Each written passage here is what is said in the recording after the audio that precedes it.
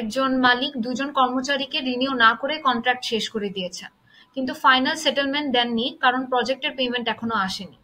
এই অবস্থায় UAE labour law কি বলে? ধন্যবাদ।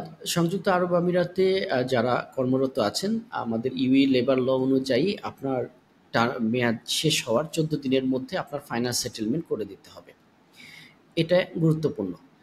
এখন প্রজেক্টের পেমেন্ট আসে নাই বা কোম্পানির কাছে টাকা নেই, এটা কোনো অজুহাত হিসেবে গণ্য হবে না। তো যদি কোনো কোম্পানি বিলম্ব করে তাহলে লেবার অফিস বা মোড়ে যে আছে সেখানে অভিযোগ করতে পারেন কর্মচারী নিজে।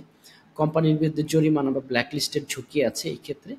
তো এই জন্য যখনই কন্ট্রাক্ট শেষ হয় বা যদি ভলেন্টারি বা ইচ্ছাকৃত বা ম্যান্ডেটরি শেষ করা হয়, তাহলে 14 দিনের মধ্যে সমস্ত সেটেলমেন্ট পেমেন্ট সেটেল করে দেওয়া হবে।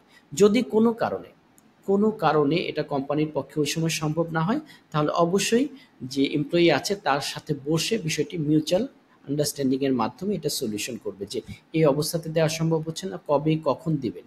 কিন্তু কোনো কিছু তাকে না জানিয়ে দিনের পর দিন তাকে হ্যাং করে রাখা, এটা আইনত দণ্ডনীয় অপরাধ। কোম্পানি এই ক্ষেত্রে ব্ল্যাকলিস্ট হয়ে যেতে পারে, কোম্পানির বিরুদ্ধে জরিমানা আসতে পারে। ধন্যবাদ।